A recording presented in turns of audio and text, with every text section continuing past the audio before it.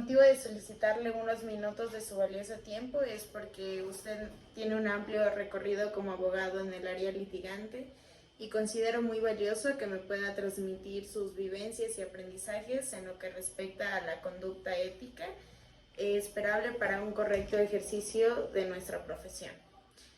Especialmente estaba interesada en formularle algunas preguntas sobre situaciones complejas, zonas de penumbra y disyuntivas éticas que probablemente ha experimentado a través de su vasta práctica legal.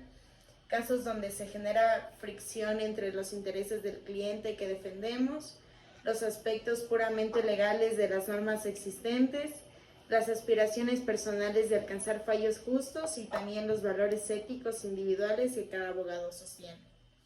Mi meta es enriquecer mi criterio y conducta profesional futura a partir de las soluciones y enfoques que usted haya elaborado para resolver dilemas éticos en el campo jurídico tras años de ejercicio sabio de la abogacía.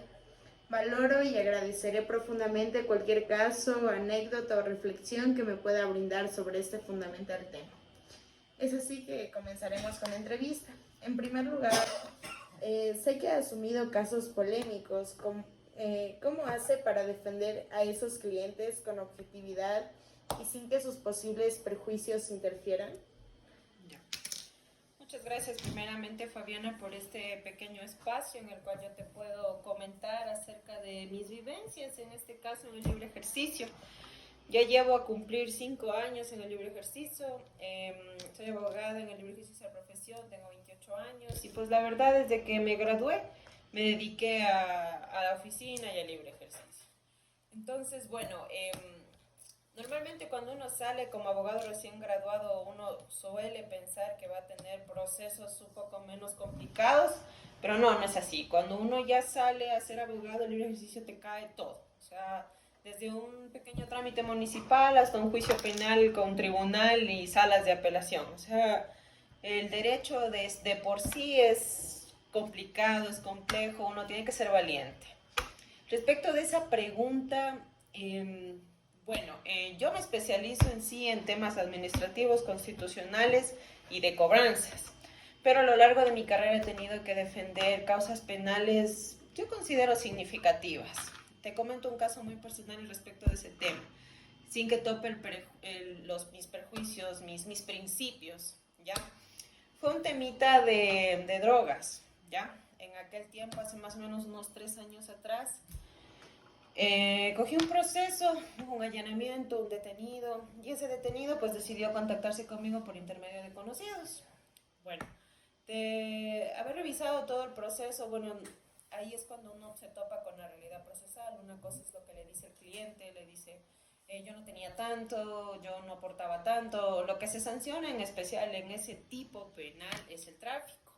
Pero ¿qué pasa? Que cuando tú te topas con el expediente y topas que tal vez hicieron un mal proceso, los fiscales, los PJs, los agentes antinarcóticos, porque suele pasar, a veces obvian procedimientos con tal de la premura, porque ¿qué te hablo de un allanamiento? Un allanamiento es cuando tienen una orden por un hecho investigativo, hacen tal vez algún sondeo de la zona y dicen en tal domicilio venden drogas, en tal domicilio se trafica. Entonces ellos reúnen las pruebas para pedirle al fiscal como acto urgente un allanamiento. Hay diferentes tipos de allanamientos, pero este es el más común.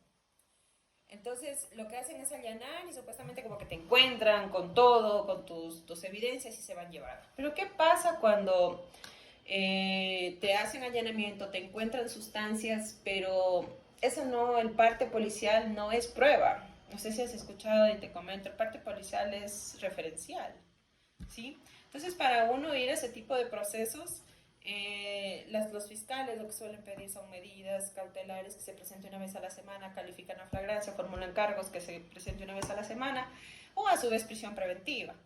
Pero el parte en sí no constituye prueba. Entonces, ¿qué pasa cuando tú empiezas a revisar esa clase de cosas? O sea, está lo lógico, ¿no? Los principios, que tú sabes que es una persona que trafica, que de por sí le hace mal tal vez a la sociedad porque vende, pero es lo que yo le explicaba a un colega un día, se hace mal él, le hace mal a él mismo es quien se pone la soga al cuello, muy distintamente de los tipos de delitos que tal vez tipo de violación, abuso sexual, en donde además de hacerte mal tú le haces mal a otra persona que nada tiene que ver con el tema, sino él es le hace mal, se hace mal a él mismo y a la sociedad en común. Por eso son delitos que la víctima es el Estado. Aquí no hay una víctima. Entonces, ahí sí he tenido unos ciertos puntos de inflexión que suelo escuchar de colegas que dicen, no los defiendas, no se lo merecen. Pero, ¿por qué? O sea, bueno, eso no hace un tiempo atrás. Si existen, o sea, lo que tiene que preparar Fiscalía es el tráfico. Si no existe el tráfico, hasta puede hacerse pasar por consumidor. O sea, bueno, hay muchos elementos, algunas teorías que se pueden establecer.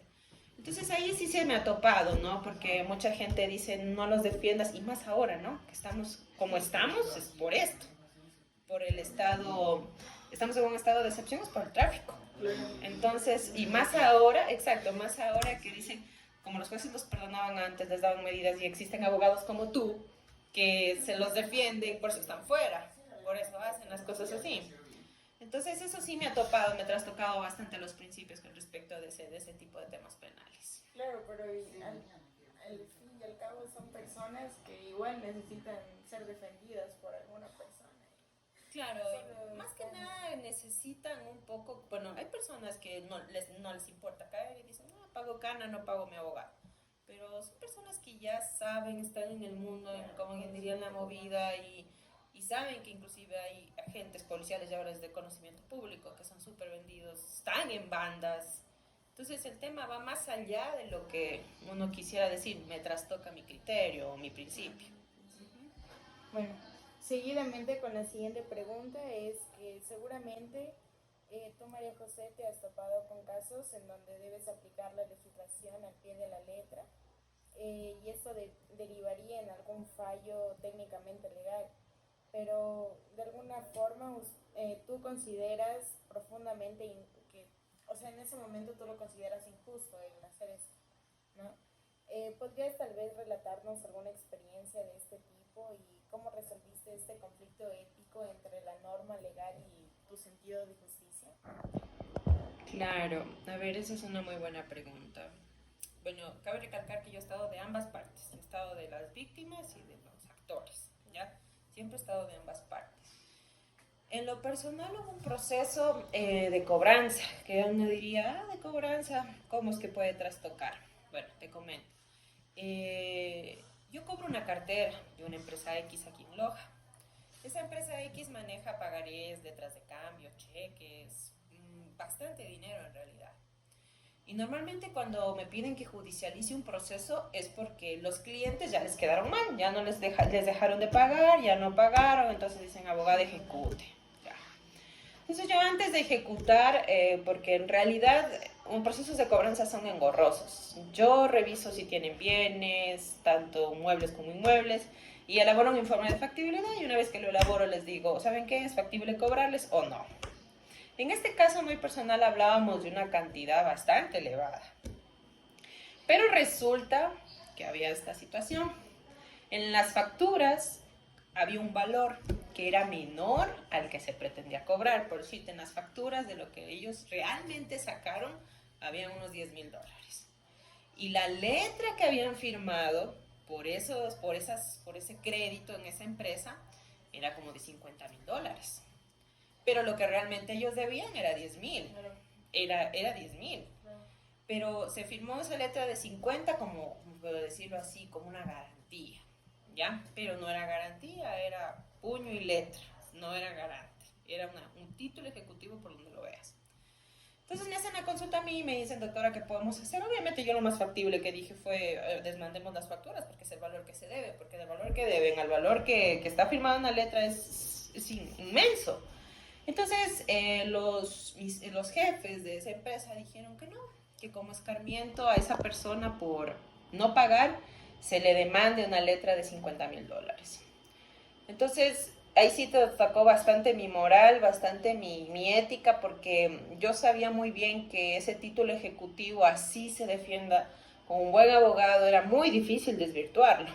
Y efectivamente fue así. Fuimos a juicio y cuando pasó porque obviamente se excepcionaron, pero cuando pasó la audiencia, el juez dijo que era un título ejecutivo y se le obligaban a pagar los $50,000. Entonces fue en ese momento en el que yo sabía que era injusto, porque ellos no debían $50,000, ellos debían $10,000. pero lastimosamente, o sea, en el sistema un poco privado en el que yo estaba manejando esa situación, lo veían así como que fuera un susto, pero ya era una sentencia. Entonces, a lo que realmente yo sí me he opuesto es a pretender ejecutar ese cobro. Así que pese a que fue sentenciado por $50,000, más el capital, los intereses y todo lo que conlleva ese proceso, creo que salía por unos 52,300 más o menos. Entonces, yo lo que le ofrecí a la señora en este aspecto, que era la señora que estaba debiendo, porque ya una vez que se judicializa, la empresa desconoce. Todos los arreglos son aquí conmigo. Entonces yo para echarle una mano, sinceramente para echarle una mano, le pedí que viniera acá a mi oficina para conversar del tema y le pedí que cancelara todo así de contado. Se le hizo una liquidación de empresa, ni siquiera se tomó en cuenta el proceso y más o menos le salió como unos $15,000 entre mis honorarios y lo que estaba debiendo.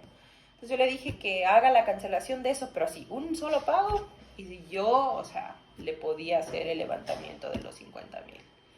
Entonces, pese a que tuve bastantes encontrones con los que me habían contratado para cobrar ese, yo no podía hacer eso. O sea, por más que me hayan pagado para hacerlo, no, es algo que no se va en contra mío. O sea, es algo que no puedo perjudicar de esa manera a una persona, o sea, sabiendo que no es la cantidad la que debe y que pese a que la justicia me dio la razón, sí es bien, si bien es cierto, nos formamos para defender, pero no podemos hacerle daño a las personas tampoco. Entonces ahí hay que ser como, nosotros yo siempre digo que los abogados somos mediadores. Así no tengamos el título, somos mediadores. ¿Por qué? Porque estamos conversando con una parte, obviamente con nuestro tino, pero también conversamos con la otra y la hacemos entender. El hecho es que la señora vino, solucionó de esa manera y con la autorización, que tuve que tener algunas reuniones para que autoricen eso, fueron conscientes y dijeron, bueno, sí, no es lo que nos deben y si ya nos pagó todo, levántelo, abogada. Y se fue lo que se hizo, pese a que era una sentencia. Siendo otras personas, siendo yo tal vez de otro criterio, con otra formación, le he dicho, lo siento señora, a mí ya me dieron una sentencia por 50,000, la paga. Y punto.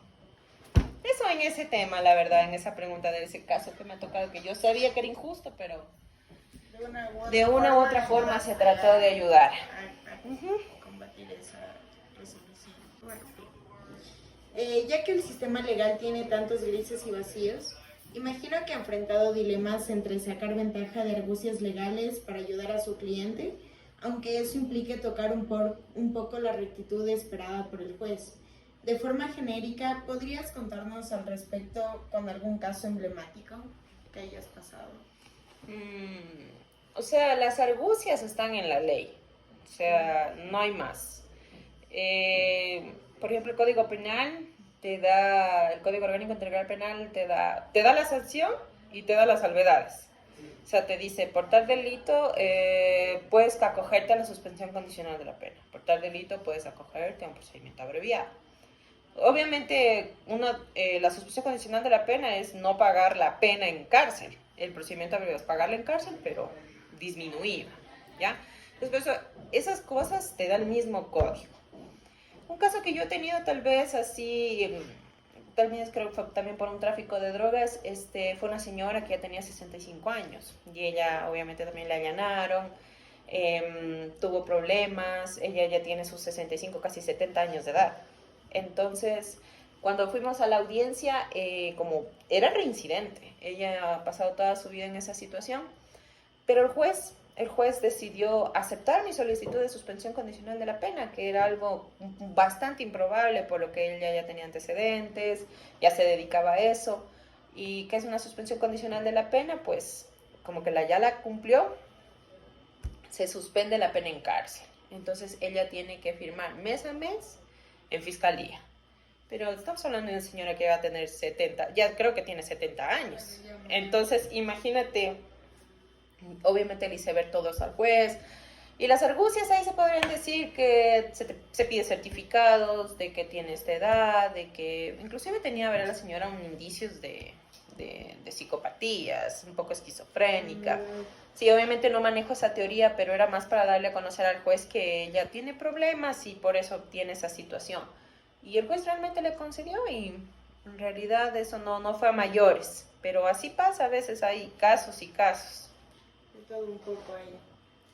En cuarto lugar, me interesaría saber si en tu práctica jurídica has experimentado tener que priorizar los intereses económicos de algún cliente adinerado por sobre las necesidades y derechos de alguna comunidad que ya sea menos favorecida. ¿Podrías relatarnos tal vez alguna situación que tú creas que hayas pasado para ejemplificar este tipo de encrucijadas éticas? La verdad no me ha tocado todavía pasar por esa experiencia, nunca he sobrepuesto quién tiene más dinero y quién no. Pero obviamente han habido casos en los que, ¿cómo decirlo? Sí me han mentido, sí me han dicho, no, es que esa persona me hace bastante daño, doctor, hay que ponerle una denuncia, hay que hacer esto, hay que hacer este otro. Y cuando ponemos la denuncia, se empieza a realizar la investigación, resulta que no ha sido así tan cierto. O sea, que resulta que mi cliente también como que ofuscaba, como que molestaba, como que buscaba que se dé esa situación.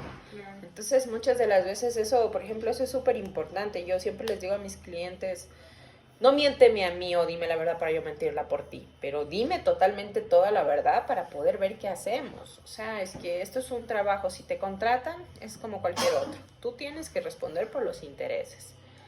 Obviamente han habido casos que aún así les trastoca, que ya te he comentado, pero así fuertes no, porque mi línea es así bien recta en ese aspecto, bien recta. Ajá. De una forma correcta. Diferente, exacto. Bueno, en quinto lugar, desde toda tu experiencia en el derecho, ¿dónde ubicas las fuentes más frecuentes de dilemas éticos en tu profesión? Y frente a estos escenarios ambiguos, ¿qué principios y reflexiones te han ayudado a tomar decisiones más íntegras? Con respecto a los derechos de alimentos. ¿Por qué? Verás, te cuento una anécdota. En este de aquí sí es un poco de ponerse a pensar. En la ley te dice que cuando el obligado principal ya no puede surtirte de una pensión alimenticia, ya no puede sufragarte porque no tiene el ingreso económico, porque tal vez es fallecido, porque tal vez está fuera del país, tú, tu mamá o tu representante legal, en este caso si eres menor de edad, puede solicitar los obligados subsidiarios. ¿Has escuchado esto de los obligados subsidiarios? Ya. Los obligados subsidiarios son los que obligadamente y subsidiariamente pueden darte alimentos, ¿ya? A nombre de la persona que sería tu padre, en este caso, que debería proporcionarte, ¿ya? Y esta es una artimaña que utilizan muchas personas, y lo digo artimaña porque yo nunca he visto un beneficio de esto. Digamos, X persona demanda al papá de su hija porque no le provee alimentos. De juicio en juicio, de juicio en juicio, de liquidación en liquidación, nunca le provee, el hecho es que siempre se atrasa. Como quien diría, un irresponsable completo. Entonces, ¿qué hacen? La ley te permite que al poder comprobar que el obligado principal no tiene cómo alimentar al menor, pues demandar a los papás del señor, a los hermanos y en una línea consanguínea. ¿Ya? Entonces, cuando tú haces eso, pasa una audiencia y dices, demando como obligada subsidiario a la mamá del señor, porque esa señora sí tiene plata, es trabajadora en tal lado y ella me tiene que proveer. Exacto. ¿Y qué pasa? Que los jueces dan. Los jueces dicen, sí, como efectivamente se ha comprobado, obviamente hay una serie de requisitos, ¿no? Se ha comprobado que el señor X no puede proveerle, así que se la obliga a su mamá. Señora, cada mes se le va a descontar a usted la pensión alimenticia que le corresponde a su hijo porque su hijo no paga. Y un caso muy especial que me ha tocado, tuve 2 casos de esos iguales. Las señoras eran personas jubiladas y ya casi de la tercera edad, que tenían que pasar pensión a los ya jóvenes, porque encima ya ni siquiera eran niños, no, que se atrevieron a demandar a sus abuelitos.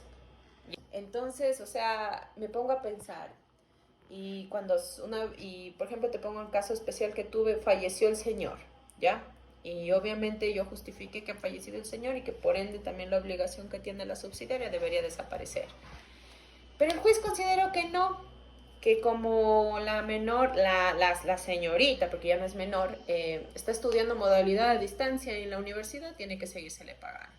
Y, ojo, que uno de los requisitos de la modalidad a distancia es que te da tiempo para que puedas trabajar. Claro. Y la norma te dice que se sigue proveyendo de alimentos cuando tus estudios te impidan trabajar, ¿ya? Y que no pueda generar ningún tipo de ingresos. Yo me fui a sala por ese proceso. Me peleé ante 3 jueces y los jueces consideraron muy positivistas, porque así lo voy a decir, muy positivistas, así a raja tabla la norma. Dijeron, no, la señora tiene que seguir pagando hasta que la señorita tenga 21 años, ya habiéndose muerto el obligado principal. Entonces, son criterios y criterios. La señora al día de hoy sigue pagando su pensión como obligada subsidiaria, su hijo fallecido y su nieta la tiene demandada en ese tema. Pagar como si fuera la mamá. Por eso digo, o sea, ¿con quién tienen las mamás los hijos? ¿Con los hombres o con las mamás de los hijos? Claro. Porque, o sea, pues, puede sonar duro, ¿no? Porque hay casos y casos, hay mujeres que sí lo hacen maldad, con saña, pero hay otras mujeres que en tal caso sí necesitan, en verdad están solas, desamparadas, pero bueno, yo creo que realmente es cuestión de actitud. Y otro caso también de los mismos pero en este caso sí pudimos ganar, le logré levantar la pensión de obligata subsidiaria a la señora, porque cuando ella quiso justificar los estudios, la jueza se percató, ahí ellos utilizan una artimaña jurídica, se inscriben en esos cursos de auxiliares, de esas clases de cosas, ya. Entonces, con eso quieren probar al juez que siguen estudiando, ya, pero en este caso, pues la jueza vio que se inscribió después de un año de haber seguido, porque normalmente a los 18 caduca el derecho. Después de los 18... Es otro juicio, esa parte. Es otro proceso. Y la jueza, se percató que se quiso pasar de viva con su abogado porque en este caso puso un certificado que estaba estudiando casi un año después.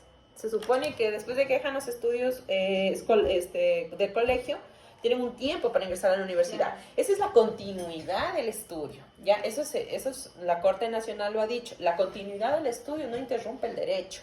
Pero en este caso, ella terminó de estudiar el colegio, pasó un año sabático, no hizo nada de su vida, y cuando le quisieron levantar la pensión, no, dijo, me voy a matricular en un curso de uñas para decir a la jueza que estoy estudiando y me sigan dando.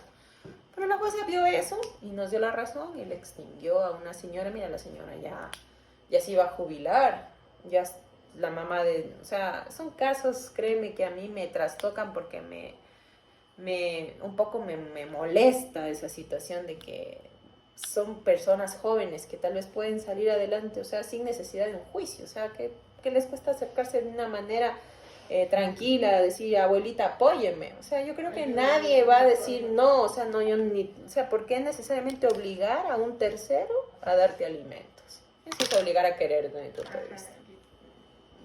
¿Y cómo podrías fortalecer el sistema judicial en nuestro país, dada la gran desconfianza actual de la ciudadanía con nuestro sistema de justicia? El fortalecimiento creo que viene desde los mismos jueces. Yo creo que los jueces deberían analizar y más que nada humanizarse. Hay muchos jueces que se han deshumanizado, me imagino que es por el tema, yo digo, ¿no? Me imagino que es por el tema de que ahora son intocables, porque dadas las circunstancias y lo que estamos pasando, no ha habido un cambio de jueces desde hace unos 10 años atrás. De hecho, yo estaba en primer ciclo cuando tuve una profesora que se llamaba, bueno, X nombre, y ella llegó, nos dio una semana de clases y nos dijo, les cuento que me voy a hacer jueza aquí en la ciudad de Loja. Nosotros, sí, buenazo, qué chévere, yo primer ciclo. Hasta el día de hoy sigue. Entonces yo creo que si seguimos con los mismos jueces, no hay una renovación de la función judicial, no se le da paso a nuevos profesionales, no va a haber un criterio justo, un criterio equilibrado, porque hay jueces ya un poco direccionados, o sea, suena feo, pero se direccionan, uno por el tiempo que llevan y porque dicen, no, de aquí no me mueve nadie, y los fallos que yo dé, tienen las instancias para quejarse. Entonces la ciudadanía obviamente desconfía porque dice, voy a contratar a un abogado, pero ya sabemos con qué juez va a caer y es, o sea, porque ya se los conoce. Y dice, con él hay que ir a hablar con tal persona, con tal persona, para un despacho, o sea, para que despache un escrito, para que preste atención. O sea, entiendo que la carga procesal que tienen es elevada, el nivel habitacional, en este caso, cuestión habitantes, ha crecido bastante los últimos 5 años. Pero asimismo deberían aperturar más plazas. O sea, ir renovando, inclusive lo de los notarios. Vos ves los mismos notarios más de 10 años. Y eso que hubo un concurso que supuestamente lo desvirtuaron hace unos 2 años. Entonces yo creo que para poder sanear o que la gente tenga un poco más de confianza debe haber un cambio. sea, debe haber un cambio desde las máximas figuras judiciales.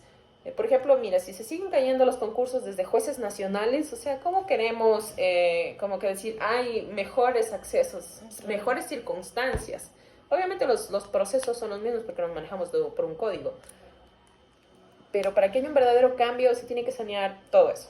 Y los abogados también, ir creciendo, dejarse de esas mañas que yo a mi punto de vista considero que hay abogados que viven de la maña. O sea, no en el sentido de que cojan dinero, sino que yo hablo con tal, yo hablo con cual, yo gestiono, exacto, y uno se queda pensando y dice, pero al fin de cuentas eso también nos genera mala fama muchas de las veces, pero la única manera es eso, hacer una renovación completa de la función judicial. Y bueno, pues esperar, porque todos son políticas públicas, esperar que el gobierno también le vaya bien y pueda generar políticas públicas estables para poder establecer un mejor sistema de la función judicial. Para concluir, ¿qué mensaje darías a los jóvenes que ahora se encuentran cursando la carrera de Derecho? Lo que les diría es a los jóvenes que siguen la carrera de Derecho serían dos cosas. La primera es que la carrera de Derecho es una de las carreras más poderosas. O sea, es una carrera que uno lo mira como que dice, no, los que no avanzaron a entrar a otras carreras se fueron a Derecho. Pero es poderosa, esta carrera es poderosa. Esta carrera te abre las puertas a la política, a otros mundos, muchos mundos. Y depende de ti como joven por dónde te direcciones. Obviamente yo no soy partícipe y nunca he sido partícipe de que tienes que ser un buen egresado y si eres el mejor egresado, tienes las mejores notas, vas a salir y vas a ser exitoso. No, eso no es verdad. No es verdad. El abogado exitoso es el que es recto, el que se dedica a estudiar, el que se dedica a hacer las cosas bien y tiene una meta. Siempre he dicho, mi mayor consejo sería que si salen de la carrera de Derecho, ejerzan el libre ejercicio. 1 o 2 años, no a todos nos va bien, no a todos, o sea, el libre ejercicio es para algunos cuantos, pero con eso se aprende y se van formando. Para cuando se presentan las oportunidades en la vida, ustedes tener una carpeta y decir, voy de algo en algún puesto, porque va a sonar así, pero uno para ser vaca primero fue ternero. Entonces, si queremos manejar y mejorar el modelo de gestión de administración pública, tenemos que empezar desde abajo. O sea, como jóvenes, salir y ganarnos la vida como abogados de libre ejercicio. Desde una minuta hasta un escrito, para así poder llegar algún día a algún puesto y ser buenos, dar órdenes con liderazgo. Ese sería el único consejo que yo les pudiera dar, que se formen con rectitud y liderazgo. Eso, Fabiana. Bueno, María José, he apreciado y valorado mucho todas las reflexiones y consejos que me has brindado en torno a cómo manejar dilemas éticos en casos legales complejos. Son justamente estos escenarios grises los que en donde se representan los mayores desafíos para cualquier abogado comprometido, tanto como con la defensa de su cliente como con la recta práctica profesional. Gracias a sus amplias respuestas y las anécdotas compartidas sobre la aplicación sabia y prudente del derecho, siento que incorporo importantes aprendizajes que sin duda marcarán y elevarán mi conducta en los ciclos futuros de mi carrera. He nutrido mi criterio con enfoques y soluciones concretas para cuando me toque enfrentar tensiones entre intereses en pugna, vacíos legales dudosos e injusticias potenciales. Sinceramente estoy muy satisfecho con todos los consejos recibidos de tu experta voz con relación a navegar dilemas éticos en casos jurídicos y muchas gracias por tu tiempo y que tengas muy buen día. Muchas Gracias Fabiana, a ti por el tiempo.